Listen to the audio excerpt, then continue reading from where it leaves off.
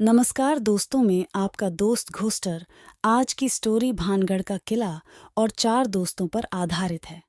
सुनने में बहुत मज़ा आएगा और हाँ, चैनल को सब्सक्राइब करें।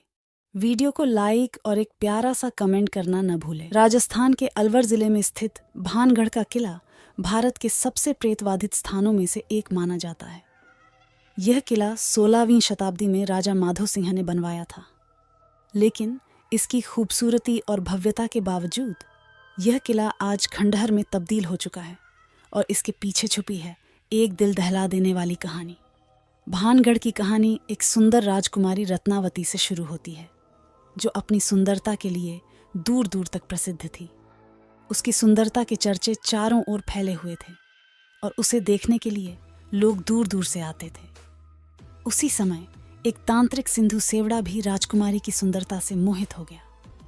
वह तांत्रिक काले जादू में माहिर था और उसने राजकुमारी को हासिल करने की ठान ली। एक दिन तांत्रिक ने राजकुमारी को बाजार में देखा। राजकुमारी अपने दासियों के साथ इत्र खरीदने आई थी। तांत्रिक ने अपने काले जादू से इत्र की बोतल को मोहित कर दिया ताकि राजकुमारी उसे लगाते ही उसकी ओर आकर्षित हो जाए। लेकिन राजकुमारी ने तांत्रिक के इरादों को भांप लिया और उसने बोतल को एक बड़े पत्थर पर पटक दिया।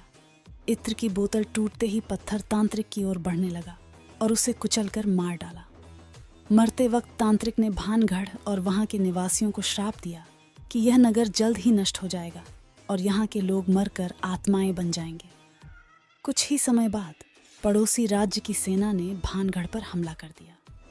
इस युद्ध में भानगढ़ पूरी तरह नष्ट हो गया और यहाँ के सभी लोग मारे गए। तभी से यह किला वीरान और प्रेतवाधित माना जाता है।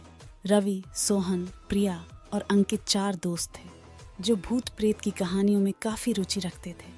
उन्होंने भानगढ़ की भूतिया कहानियों के बारे में बहुत सुना था और एक दिन खुद वहाँ जाकर सच्चाई का पता लगाने का निर्णय लिया। उन्होंने तय किया कि वे दिन में किले को देखेंगे और रात को वहाँ रुककर देखेंगे कि क्या वाकई में वहाँ कुछ अजीब होता है। वे दिन में किले में घूमे और शाम होते ही उन्होंने वहां रुकने की तैयारी कर ली। जैसे ही सूरज ढलने लगा, किले का माहौल अचानक बदलने लगा। हल्की हल्की ठंडक और अजीब सी शांति चारों ओर फैल गई। वे एक पुराने मंदिर में बैठ गए और इंतजार करने लगे। रात के करीब 11 बजे उन्हें किले के अंदर से अजीब आवाजें सुनाई देने लगीं। ऐसा लगा जैसे कोई औरत रो रही हो। सभी दोस्त एक दूसरे की ओर देखकर कांपने लगे, लेकिन उन्होंने हिम्मत नहीं हारी और आवाज की दिशा में बढ़े।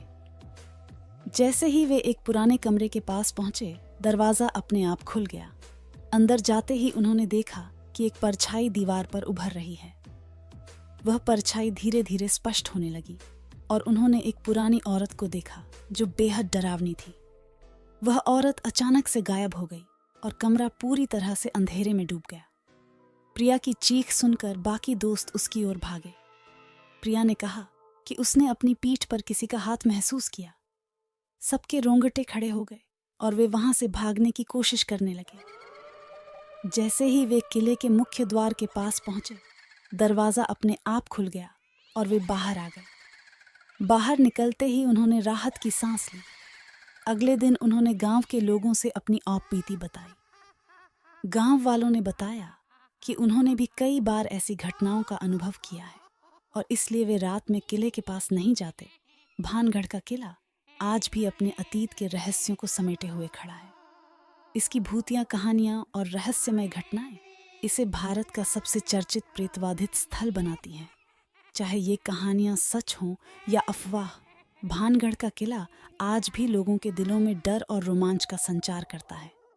रवि, सोहन, प्रिया और अंकित ने जो अनुभव किया वह जीवन भर उनके साथ रहेगा और उन्होंने तय किया कि वे अब किसी और भूतिया जगह पर जाने की कोशिश नहीं करेंगे।